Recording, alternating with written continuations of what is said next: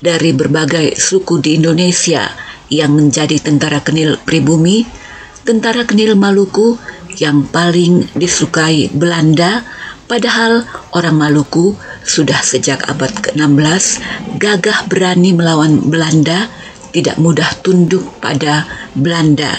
Lalu bagaimana awalnya hingga Belanda yang tadinya terlibat konflik panjang dengan orang Maluku akhirnya mudah bekerja sama dalam militer? Dari tempat berikut ini saya akan memulai kisah tentara kenil ini. Halo teman-teman, welcome to my channel. Tempat saya berdiri ini adalah Monumen Kenil di kota Arnhem di Belanda, di Brownback Museum. Tempat ini memperlihatkan segala sesuatu yang berhubungan dengan kenil dan masa kolonialisme di Hindia Belanda, sekarang bernama Indonesia.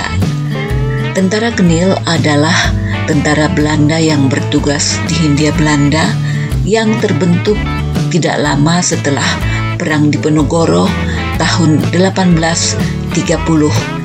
Tentara yang bekerja untuk Belanda ini bukan hanya orang Belanda, tapi juga suku-suku lain dari Indonesia. Ketika itu, pada abad ke-19, penduduk pribumi tidak paham apa itu nasionalisme. Bahkan nama Indonesia pun belum dikenal. Mereka cinta tanah air, tapi ini artinya orang Jawa cinta tanah Jawa, orang Maluku cinta tanah Maluku. Begitu pula suku lain. Menurut catatan Belanda, pribumi yang mendaftar menjadi tentara kenil di Hindia Belanda umumnya miskin dan berpendidikan rendah.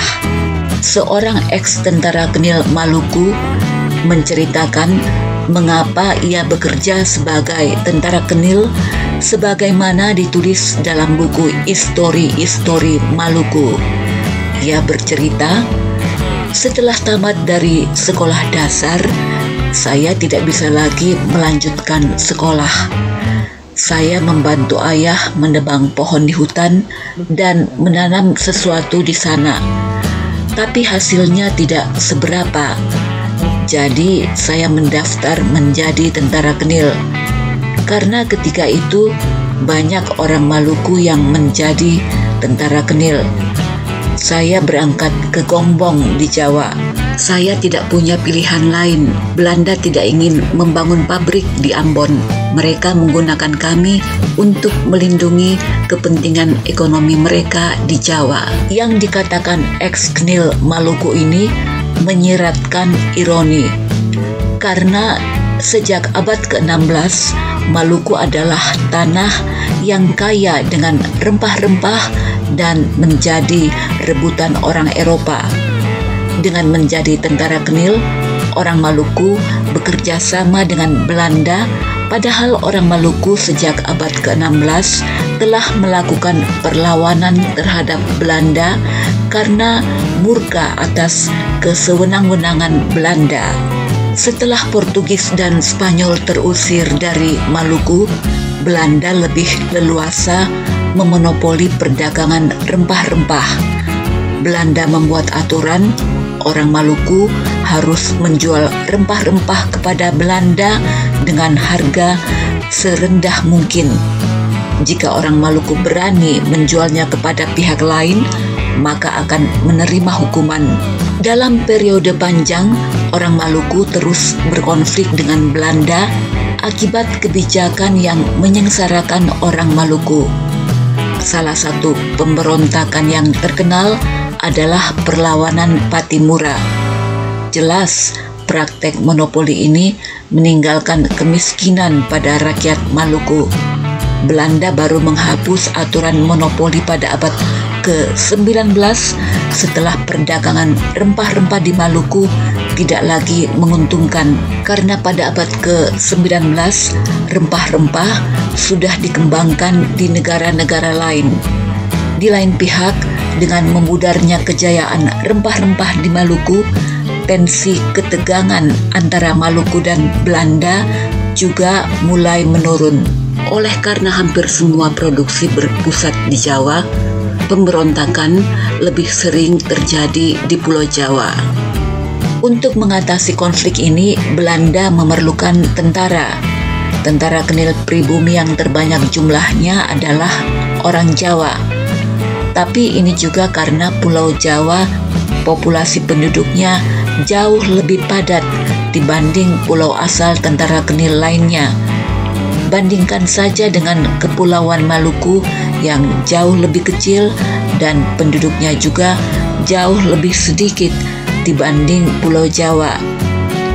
Kenil mencapai formasi yang kuat pada tahun 1929 dengan jumlah tentara Kenil Jawa sebanyak 45%, orang Sunda 5%, orang Manado sebanyak 15%. Lain dari yang dipikirkan orang, jumlah orang Maluku justru hanya 12%.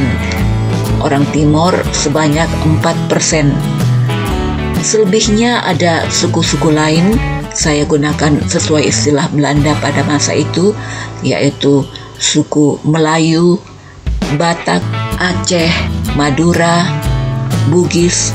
Jumlah totalnya adalah sekitar 1% dari jumlah tentara Kenil. Sisanya ada juga keturunan Tionghoa.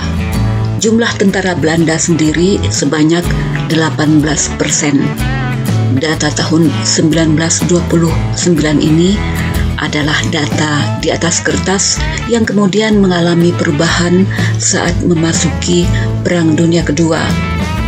Meskipun tentara Kenil Jawa jumlahnya yang terbanyak di antara suku-suku lain, namun Belanda meragukan loyalitas tentara Jawa. Mereka dianggap sewaktu-waktu bisa berbalik melawan Belanda. Ketika Jepang masuk, Soekarno dibebaskan dari pengasingan. Lalu Soekarno aktif mempropagandakan nasionalisme. Untuk mengelabui Jepang, Soekarno menggunakan perlambang kisah pewayangan kadang berbahasa Jawa. Hanya orang Jawa yang bisa memahami ini. Ini ikut mempengaruhi loyalitas tentara Kenil Jawa.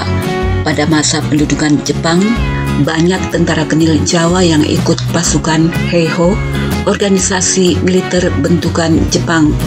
Pasukan Heiho ini sesudah kemerdekaan dialihkan ke BKR, Badan Keamanan Rakyat, Cikal Bakal TNI. Pada awal Kenil dibentuk pada abad ke-19, Belanda mendapati bahwa orang Maluku mempunyai karakter yang dianggap cocok untuk menjadi prajurit. Mereka pemberani, meskipun miskin, berani mengajukan tuntutan pada Belanda. Orang Maluku suka berterus terang. Di mata orang Belanda, tentara Maluku sangat disiplin dan tertib.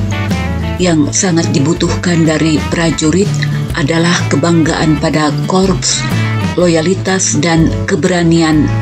Dan ini dimiliki oleh tentara Kenil Maluku. Kualitas tentara Maluku ini dihargai oleh Belanda dengan memberi hak-hak istimewa kepada tentara Kenil Maluku selama berdinas di Hindia Belanda. Tentara Kenil Maluku akhirnya bertumbuh menjadi prajurit militan, tetap setia pada tugasnya hingga akhir. Ketika Belanda kalah perang, tentara Kenil Maluku yang tidak memilih bergabung dengan militer Indonesia tidak diizinkan oleh Soekarno kembali ke Maluku karena dikhawatirkan akan semakin memperkuat gerakan RMS atau Republik Maluku Selatan yang sedang berjuang mendirikan negara sendiri terlepas dari Negara Kesatuan Republik Indonesia. Maka tentara Kenil Maluku terpaksa eksodus ke Belanda dan berharap akan kembali ke Maluku apabila Republik Maluku Selatan sudah merdeka. Terima kasih sudah nonton video ini. Sampai jumpa di video selanjutnya.